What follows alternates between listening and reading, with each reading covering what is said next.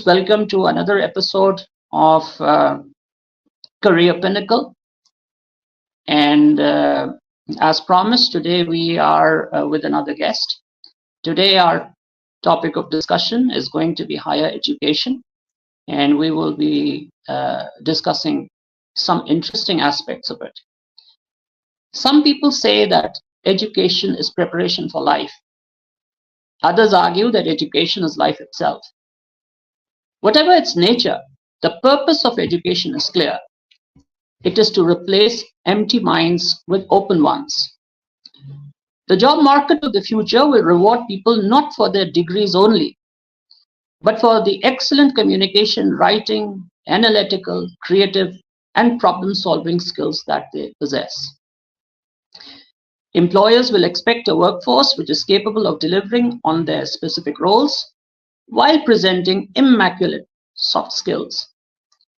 And that is where a good university education becomes extremely useful.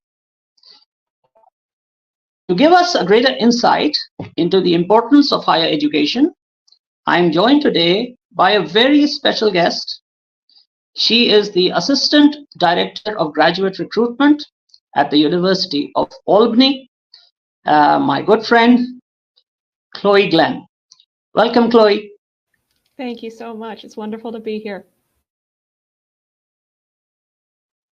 So tell us a little bit about the location of your university, where it's located, and what's the climate there throughout the year, and what's the weather like right now? So we are a public university located in Albany, New York, which is about 2.5 hours from New York City. We're technically in an area called upstate New York, if anybody's familiar with that. We are, like I said, a public university located in the city of Albany. The weather is very beautiful. We have 4 seasons. Right now it is a little warm, so definitely this time of year, getting closer to July is probably our hottest month. But the rest of the year, again, we have a beautiful autumn, lots of fall colors, winter with snow. So it really is a beautiful area. And the lovely part of it is that we have, with people that live here, experience the city, obviously, but then you can be out in nature in probably 5 or 10 minutes. So it's a wonderful balance, a wonderful community. And I just feel very, very lucky to live here. So when you are saying the hottest month of the year, what kind of maximum and minimum temperatures are we looking at? So the maximum is probably around 95 or so. It feels a little bit warmer with the humidity, and that's degrees Fahrenheit. And then probably our lowest temperature in the winter, I've seen it get close to maybe 5 degrees Fahrenheit, somewhere in there. But that's, again, those are extremes. It's usually somewhere in the middle. We're usually pretty average. So it's usually pretty comfortable throughout the year. I used to live in Arizona, so this is actually a lot better than that in terms of temperature. But usually it's very temperate, very mild. So. Okay, since you brought up Arizona, so I'll tell my viewers that Chloe is originally from Arizona. And how does New York compare with Arizona? So they are very different. So obviously, if you know the geography of the US, one is on one side, one is on the other. I think in terms of obviously, it looks very different. So where I was raised in Arizona is kind of closer to the desert area. So a lot of cactus, things like that. New York is very different looking, a lot of trees, a lot of forests. I think that the area, just in general, cultures are a little bit different. So just again, just the feeling of it is a little bit different. So a lot of people think across the US, it kind of feels the same, but different regions of the United States, again, are a little bit different, just depending on, who lives there and kind of the history of it. So that's what's been so wonderful. And it's a real privilege to be able to have lived in different parts of the US and just to kind of see that firsthand. Again, just kind of the history and how it affects the daily life. So we'll talk about the university in a bit, but compared to New York City, I believe Albany is a different city in upstate New York. And compared to New York, how do the economies of the two cities compare? So obviously, Albany is much smaller. So we are the capital of New York. So a lot of people think it's New York City, but it's actually Albany. So we are the center of government, which is really wonderful if students are wanting to learn more about legislation, policy. So this is a really great area to learn that. Obviously, there are some opportunities in New York City, but this is really an area where people can learn more about that. This area, again, is it is a little bit more open, not as tall skyscrapers. It looks very, very different. Again, fewer people. It's a little bit more spread out. Obviously, New York City, it's much more close in, a lot more people. Public transport's a little different up here, but there is still opportunities available for that. So it looks very different. A lot of people think all of New York sort of looks like New York City, and it does not. Depending on where you are, upstate New York, Western New York, it all looks a little bit different. Yes, because New York is a city, but New York is also the state. So in any state, there are different kinds of cities and different kinds of landscapes and different kinds of people. But obviously, you look after the graduate schools. First, my brief question will be a little bit about undergraduate school, and then we'll talk about graduate school. So when you're looking at an undergraduate application, what are the things that you are looking at? So I do not review the undergrad applications. However, the people that do look at it are looking at, again, in general, past academic performance, I think, is really important. If they have taken higher level classes or classes within, their particular major, if they have experience within the major that they're trying to get into, that's always very helpful. If they show, sometimes they do have to write a personal statement or just kind of an explanation on why they're applying. Not always, but sometimes they will include that. And so, kind of including some information about, why you're applying to the university and just kind of your motivations for that. But we do not look too closely at test scores. We are a test optional university, so it's you can submit them if you have them, but things like the SAT, ACT are not required. But again, if you have them, you can submit them. But again, we're not looking, and this is the same for graduate too. We're not looking at one particular thing per se. It really is the whole application, how the student kind of presents on the application, and again, it's not one particular thing that we're looking at. It's just the overall strength of it. So when you are talking about a composite personality at the graduate level, what is a typical composite personality that will appeal to you? So it really depends. There's not a real kind of, cookie cutter type thing. It's not like we're looking for one particular type of student. I think that's what makes our university really, really great, is that we do look for students with, different experiences, different backgrounds. We're not just looking for one student that thinks a certain way. I think in general, how, you would come across in your personal statement or potentially in an interview that you do with an academic program is, really just your curiosity. We are a research university. That's our main focus is research. And so we're constantly asking questions. We're constantly kind of leaning into that critical thinking aspect.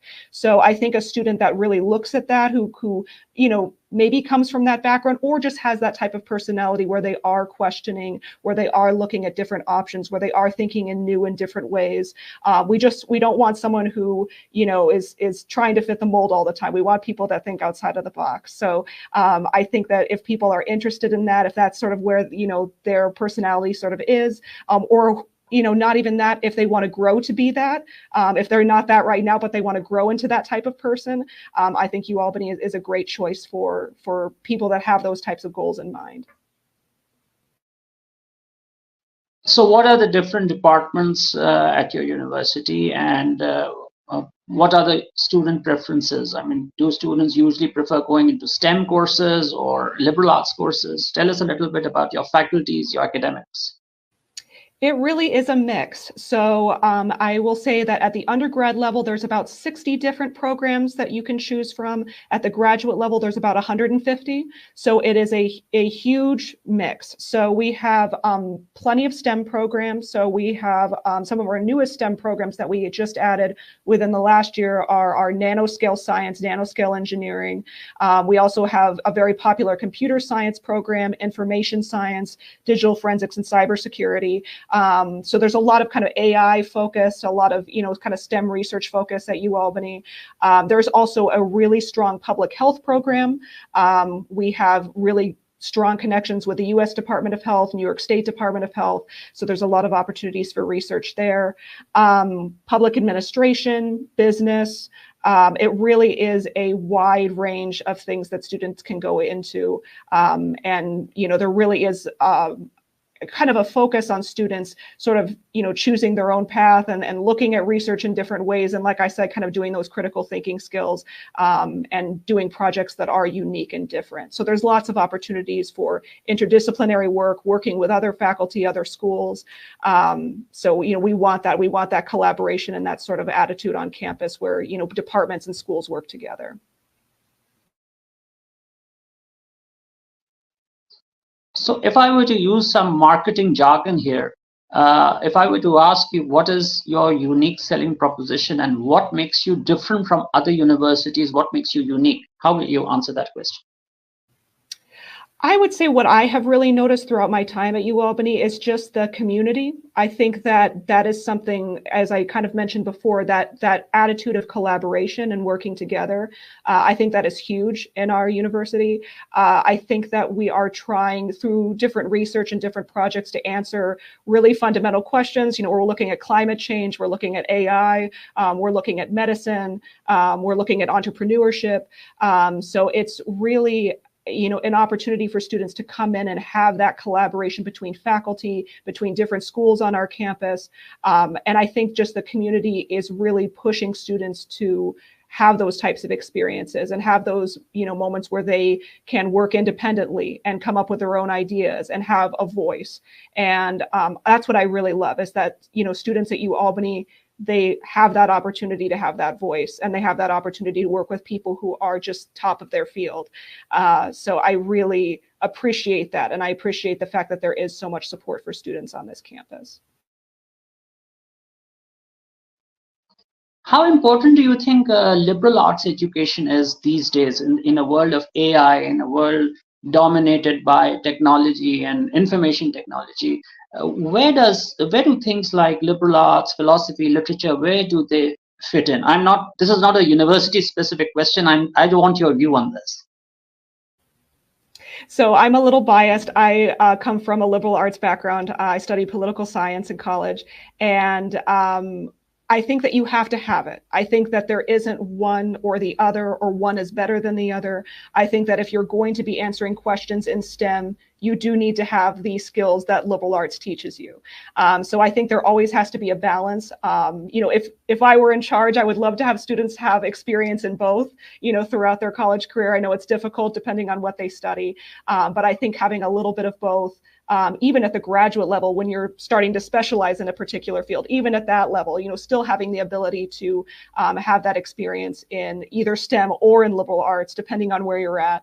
I think that you need the skills that are offered by both of those fields, and they can work together. They can work together beautifully. We have a Center for Humanities, Arts, and Technoscience that is about that. It's about STEM and humanities working together and liberal arts working together. So we have that at UAlbany. That's something that we really focus on.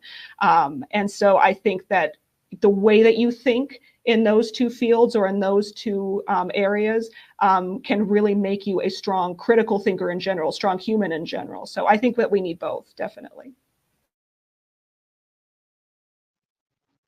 And of course, I think what liberal arts does is what STEM does is it teaches you what to do and how to do. Whereas the liberal arts stream, that really teaches you what the purpose of everything is. Why do you do what you are doing?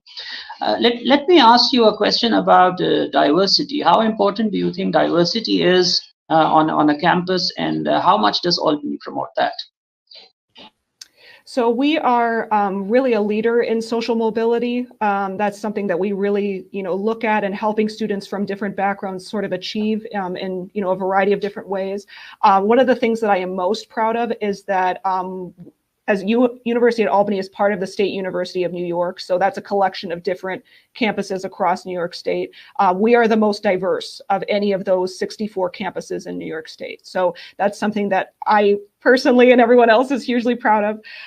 And we also really value the gifts and the talents and the experience and the knowledge of international students. I think that is something that has made our university just so brilliant and bright. We have so many talented students that come from all areas of the world. And I think that, the attitudes that international students come in with, in terms of just the bravery to, leave your home and attempt this new adventure of studying in the U.S. I think just that attitude and that determination, that adds so much to the university community. And we hope we give something back to them. We hope we give our love and support and community to them in return. But they truly add so much to our university. So I think that the university as a whole values that, and it's something that we hope to continue to see more of, and students from Pakistan obviously as well.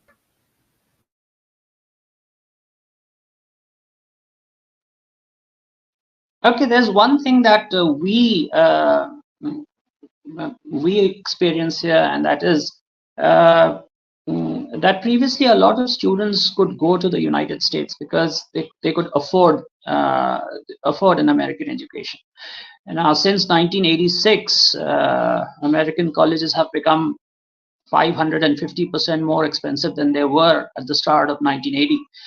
That means that it's a challenge for our students. So, how are American colleges responding to this? Is there any plan to scholarship more people into your programs and into your universities, given the current situation? I understand that that the United States is also facing some economic challenges, but then what's the plan? It really depends on the university. I think that there are more discussions about the idea of especially given what international students, again, contribute to the university, what they, give to the universities. There is starting to be more discussion about that. And again, it will probably take form in different ways.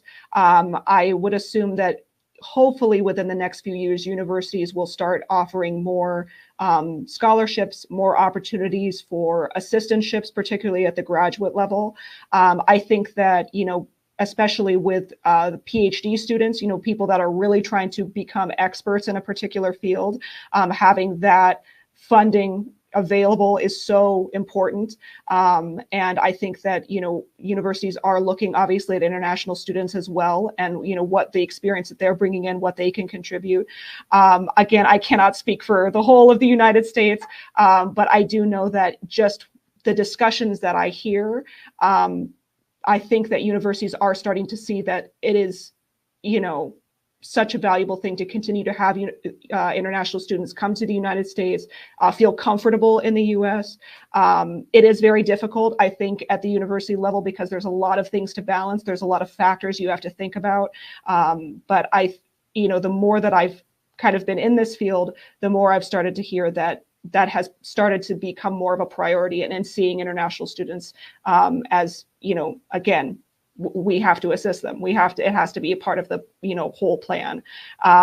So again, I can't speak for all of them, but just from what I've been hearing, that is starting to become more of something that is talked about, particularly because a lot of countries are struggling right now. Not just the US, not just Pakistan, but, it's kind of a global thing right now. So I think that the more discussions that we can have about that, the better, because everybody is kind of in that same struggle right now.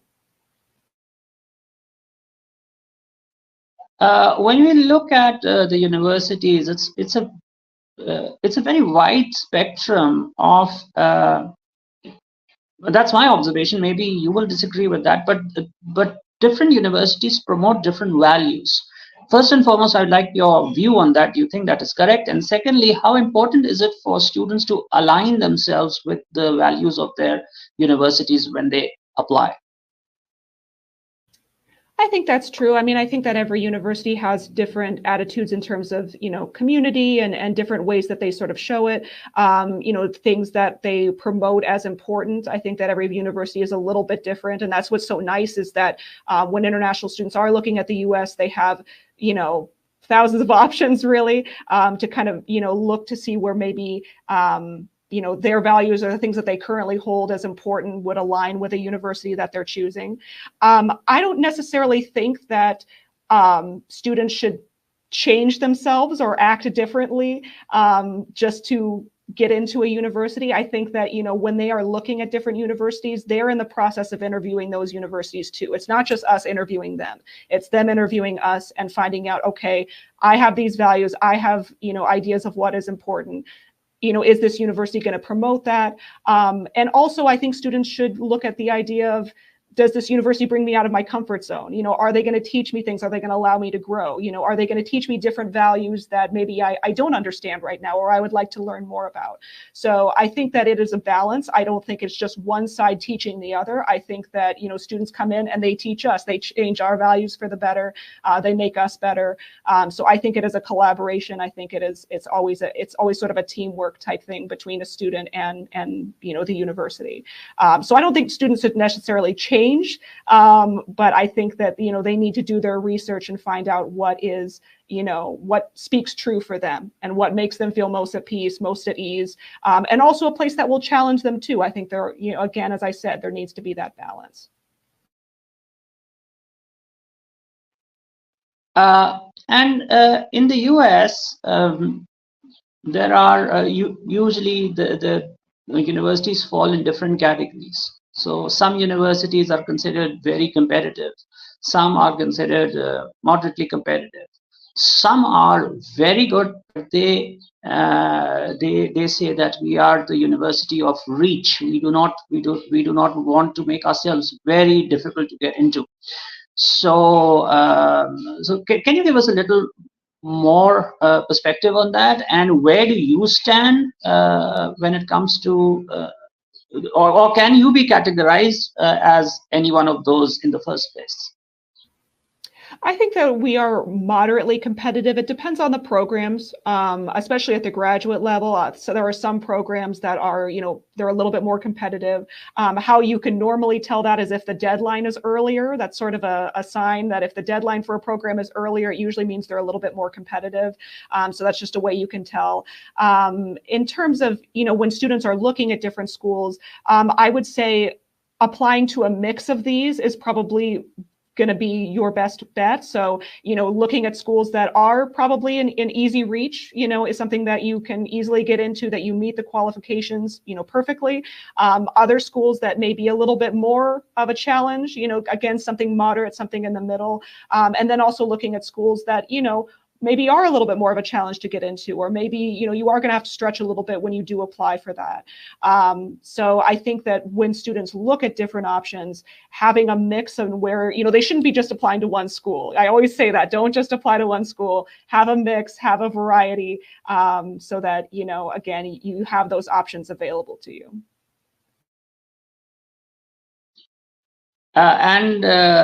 Relating to the previous thing that we were discussing about diversity, there was a very interesting incident on one of your campuses in the 1990s.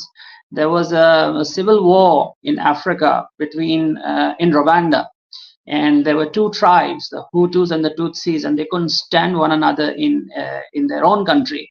But there were a lot of students who had come from there, and they were on your campuses. So the day the ceasefire was signed between those two warring factions, the Burundis and the Hutus and the Tutsis, they were hugging each other and embracing each other on the American campuses.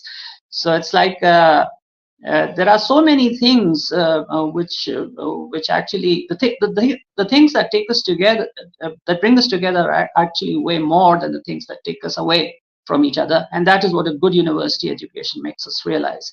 So, but all good things come at some cost. So let us discuss the cost of education, the undergraduate.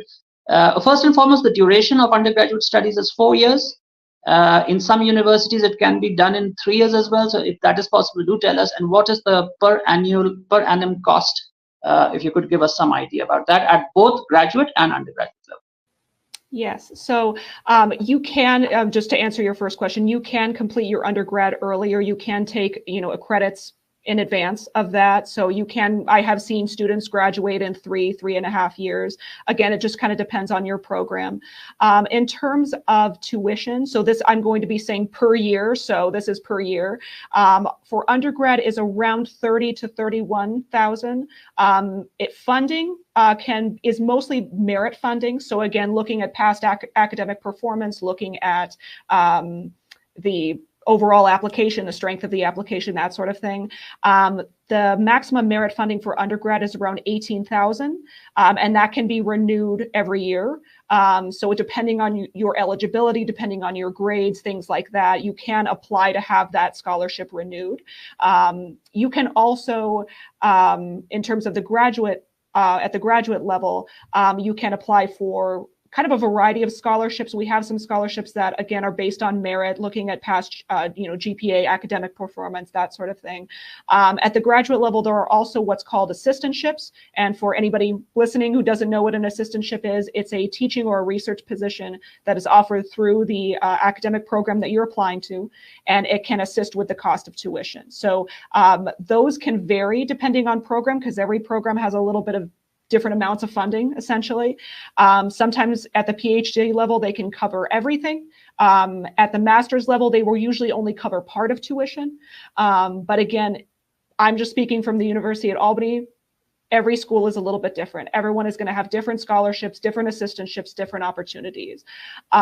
International students can also work on campus, which can be helpful as well. They can get on-campus jobs. I believe the limit is 20 hours per week under their visa that they can work on campus. So that's another way to kind of supplement again. So I would really suggest more than anything that students look at a variety of different funding sources. So you're going to be looking at the funding options through the university itself, but you're also going to be looking at any funding options that are available through the program, particularly at the graduate level. That's a big thing, that it could be that you get an opportunity at the university's level and then also an opportunity at the program level. So always ask those questions when you're applying, because there could be different sources of funding that you can take advantage of depending on, again, program you're in, university you're in, all of that information. Yes, and one thing that students need to do is they need to talk to their counselor in university. That's really important, because in America, especially, students are treated on a case-to-case basis. If you can convince the counselor, then maybe other opportunities and other doors will also open. So I will talk about PhD in a little bit. But when we are talking about the cost of stay, which means apart from the education, apart from the tuition, the cost of staying there, meals, then what kind of budget is the student looking at, and what is the minimum wage right now? What's the going minimum wage there? Yeah, so with the kind of, I guess, living expenses sort of in general, so we estimate at the graduate level for that to be around 8,000, so 8,000 to 9,000 per year. And again, that's just an estimate. So some students come in and they are living with, maybe 1 or 2 roommates, and they're able to split the cost of that, cost of rent. So they are able to potentially have a little bit lower than that. So it's not a hard and fast, it will always be 8,000. It could be more, it could be less, but that's usually the estimate that we give to students. In terms of the minimum wage, in general, it depends on, again, kind of the industry that you're in. But in terms of just generally in New York, it is around like $14 to $15. And again, that will just kind of depend on the industry that you're in, and especially after you graduate, obviously. But in general, the minimum wage in New York, at least, is around 15. And that is why, even though many universities like yours are test optional, I always advise students to give the SAT, because if you've given the SAT and if you have a good score in that, then two things happen. One, you can negotiate for a higher scholarship package, if I may use that term, and also it shows your visa officer that you are a serious student and you are going there to study and that you will come back to your country, which is very, very important. As far as I'm concerned, people should go out of Pakistan, they should study, they should get some experience and come back and serve their country. That's very important as far as I'm concerned. But yes, if they find a good job there, or if they find someone they can live with, then that's another matter. So let's talk about one thing which is very close to the heart, to the student's heart, and that is extracurricular activities and life apart from studies. So what does Albany offer in that regard? So we have around 300 different groups, student groups on campus, and many of them are managed and run and facilitated by international students, which is really wonderful. A lot of them were started by international students. So again, around 300 different student groups that students can get involved with, and these really range. These can be athletics, these can be arts, these can be, you know, all sorts of things in between. So there's a lot of opportunities to get involved on campus, getting involved in, you know, campus government, doing, you know, again, being involved in like planning committees for events on campus. There's a lot of ways that students just in general outside of studies can, again, have that social time. In terms of getting involved just with research projects and with faculty, that's something that is usually a part of all of the programs at the university. So in any program that they get involved in, they'll normally have at least either a research opportunity, an internship, you know, a clinical practice, depending on the program that they're in. So there's going to be a lot of time where they have interaction with, you know, individuals outside of the classroom, whether it's in a social setting or a learning setting. There's just lots of opportunities for that. And you are a political scientist, and I am a political creature. So I cannot, I cannot not talk about some political experience that students can get. As is there student government there, and do students get involved in activities, and do they have opportunity to work with the legislature or with the state senators or state representatives? Yes, so student government is absolutely an option for students at UAlbany. We have a student working in our office right now who is involved in that. He's very busy all the time planning events and you know, kind of discussing different needs of the community at UAlbany, which is really exciting. In general, yes, you do have those opportunities for internships at the legislature. So again, if you're wanting to get into political science, if you're wanting to get into public administration, UAlbany is a really great choice just because we are in the seat of government in New York State. So there are many, many students who have internships in the legislative settings. They get to learn from different policymakers. They get to see how the legislative process works. And so it is very exciting to see students have that sort of opportunities at that government level. So definitely, there's lots of options there. Okay, I have a question related to two things which are peculiar to the United States, and that is number one, Juris Doctor, and number two, medicine. So the education track in Pakistan and England is very different from that in the United States. If you want to become a doctor, or if you want to become a lawyer. So first, let's talk about law. If a student wants to do law, then what's the path after A-level?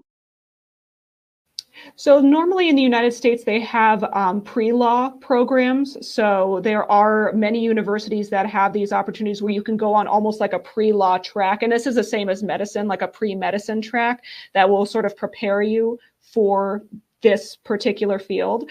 So you do the pre-law, pre-medicine first, and it can vary depending on the number of years. And then you would go into medical school or law school. And normally there are certain tests that you have to take before you apply to medical school or law school. So in the United States, for the medical test is the MCAT. For the the law school, it's the LSAT.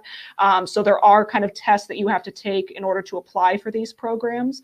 But again, there are many, many different options throughout the US in terms of the school that you go to, the types of experiences you get. You can go and become a physician's assistant, which is, kind of a shorter amount of time than becoming a doctor in terms of the medical field.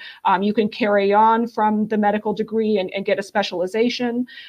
So again, there's lots of different options in terms of how far your career will take, how far you want to study. But yes, there is that sort of in between where you do the pre-law or pre-medicine before you begin that track through the actual law school or medical school. And Juris Doctor, is that equal to a master's degree or a PhD degree? It is technically closer to a PhD. Yeah, so that is what it is considered. I mean, a lot of times, the lawyers don't necessarily go by doctor a lot of times, but that is still with the amount of study that you have. It is sort of its own separate title. So a Juris Doctor really is in the United States. That just means you're in the field of law. You're in some type of field of law. But again, it is closer. If you want to do the equivalent, it is closer to a PhD. And how far is it true? Because I have heard this all my life. How far is it true that if you study law in the United States, then you cannot practice anywhere else in the world, and you cannot even practice in other states in the United States? I mean, is this true? And if how do students get around this problem? So I would not be able to speak for every country because depending on, again, the rules for every country, it's a little bit different. In terms of practicing in different states, from what I understand, and again, I'm not an expert in this, from what I understand is that you can practice in different states. You just may have to take certain exams in order to practice in a particular state. So every state will have different sort of rules in terms of, what they require from an individual who wants to practice law in their state. So let's say you get a law degree from New York and you want to do law in Colorado. So again, you may have to do some sort of transfer or exam process that would allow you to get a license in the state of Colorado. It will really depend though. So again, I would ask students to do their own research on this. I'm not an expert on this, but it is definitely something that students can do. It just may take a little bit more work. I mean, lawyers move to different states all the time. And so they do have to go through that process of getting up to the licensure that would allow them to be in that particular state and practice law in that particular state. When it comes to different countries, that is a whole different thing. So that may be something that before students, go and study in the US for law or medicine, that they talk to different professional organizations within their country or different professionals that are already doing that type of work and say, what is it like there? How does it work? Do you have any colleagues that studied in the US and came back? Because they will be able to kind of understand from there what they need to do and what they need to prepare for. And needless to say, law is a very rewarding career anywhere in the United States. I mean, I remember there was this lawyer in Missouri named Clark Clifford, and he was a friend of JBL's. And JBL said to him, this guy, McNamara, he makes less money even though he's from Harvard. You're a hick lawyer from Missouri, and last year you made $1 million. He said, sir, that's what 10% came to. I didn't plan for that. That's what 10% came to. So yeah, okay, I have 3 minutes left and I want to devote these last 3 minutes to discussing PhD. So if a student has done a master degree in one discipline, let's say business management. Now, business management 20 years ago was something like AI today. It was the in thing. Today that's not the case.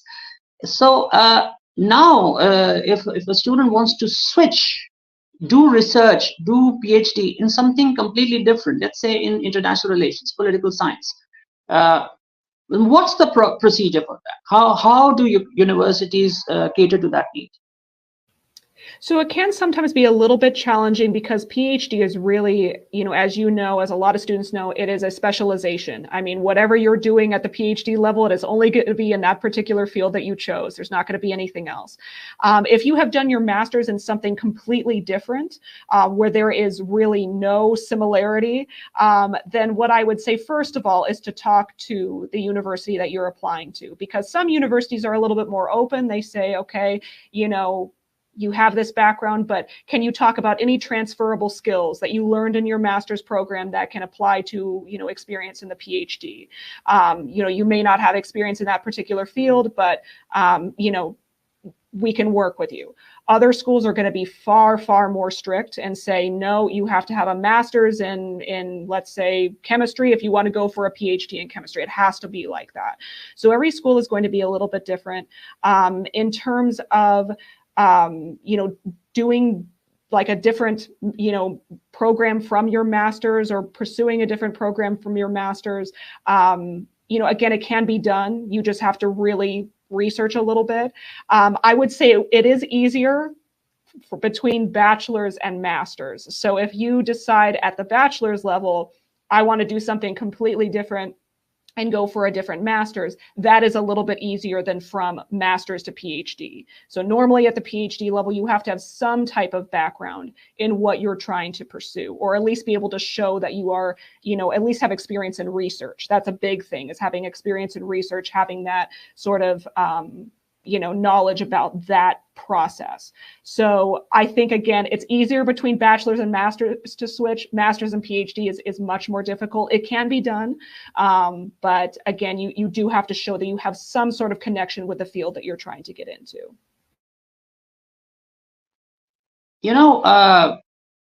People from my batch who did bachelor's and master's with me, when we sit together, what we say to each other is, look, we have so much experience, yes, but this is very secret. I should not even be saying this on a live program, but this is what they said. The marketing books that we studied, the management theories that we studied, they are not relevant anymore. Everything has changed. Marketing today is nothing without digital marketing, and honestly, we don't even know what that is. I mean, I don't know. I know marketing. I know the piece of marketing. I know this. I know that. But I don't know that, and this is true of each and every one of those people who graduated with me. They are now feeling uneasy about a few things because the younger generation knows so much, and we are. If we do not study and if we do not get these new degrees, then we'll be redundant very soon. So that's a problem. So how what is the cost of PhD, and what's the duration, and how can a student finance his PhD education? So in general, for graduate tuition, I don't know if I said this earlier. I know I mentioned undergrad, but for graduate tuition is around $32,000 per year, and it's the same at PhD level. So between master's and PhD, that is total. So that is living expense, that's tuition, that's any other fees, is that $32,000 per year. When it comes to funding for PhDs, I will say that in the United States, on average, it is a little bit easier to get funding at the PhD level than at the master's. Partially, this is because PhDs, it just takes a longer time. So you kind of need that funding to sort of keep going. I have seen people complete their PhD relatively quickly in 4 years, but most of the time it's going to be around 6 years. So sometimes 8 years if you're really, again, it will depend based on the projects you're working on, the thesis you're working on, research you're doing, faculty that you're working with. It really will depend on that sort of project that you choose for that PhD research. So again, time can vary, usually between 4 to 6 years. And in that time, having access to assistantships, that's going to really be the main form of funding a lot of times. So what I mentioned earlier is asking the university about those assistantships, researching from the beginning if they have those available, and also finding out, do you have an assistantship for just your first or second year of your PhD, or does it last the entire time that you are studying? So again, looking at the details of this and making sure that when you do apply to a university, you understand, especially at the PhD level, where the funding is going to come from, and if you have what the application procedures are essentially. So with the assistantship, what percentage of the cost will be covered? It will vary by program. So there are some assistantships that will cover all of tuition, that they have full funding, covers everything. Sometimes it will be, they will cover partial tuition. So part of the tuition will be covered, but then there will also be a stipend available, so like a living stipend. Sometimes it's both. Sometimes you can have full tuition and a stipend. So that's why, because every school is different, because every program is different, having students talk to the admissions program and ask, what is the funding going to look like the year that I'm applying? What does the average PhD student have? What does their funding package look like? And how long does that funding package last? Is it just a year? Is it all 4 years? And that can really allow students to make a good decision based on, what is available for that program. Okay, that was very informative, and I do hope that students will benefit from what you've told them. Just one last question would be on a personal note. When you studied political science, why did you not choose to run for political office? Why did you go into education? So my undergraduate, my bachelor's was in political science. My master's was in social work. So I did make a turn. I would say that I wanted a career that kept me close to my community. So I think sometimes when you get into the political sphere, it gets you further and further away from the people that you're serving. And for me, I wanted to be just around everybody. So I hope that eventually more politics will kind of head in that direction where it is closer to the community, where it is more grassroots, where there is more of that sort of support for that. And I think there's starting to be, which is really exciting. But that was the reason, is that I wanted to just, have more connections to my community. So it worked out. And education is a great way to be connected to the community. Absolutely. Thank you very much, Chloe. And it's always a pleasure speaking to you, learning from you, understanding things from your perspective. And that is what I would like the students to do as well. Do your research, ask questions before you make decisions. Please keep in mind there is a university for everybody. If you research, you will find one. Don't give up on your dreams. Just pursue them, and hopefully you'll be able to realize them. Yes, education can be costly sometimes, but then what's the alternative? So with that, thank you very much indeed, and we will keep in touch. And thank you very much. Hope to see you soon. Thank you so much. Pakistan. Yes. And I just want to say that every time I have been to Pakistan, it's just been one of the best experiences of my life. The students, the people, everyone, it's just a wonderful experience. So I very much appreciate your invitation to talk with you today. And again, I hope to see you all soon back in Pakistan. I thank you very much for taking time out first thing in the morning. It was 8 o'clock in the morning, and I'm really thankful for your time. Thank you very much.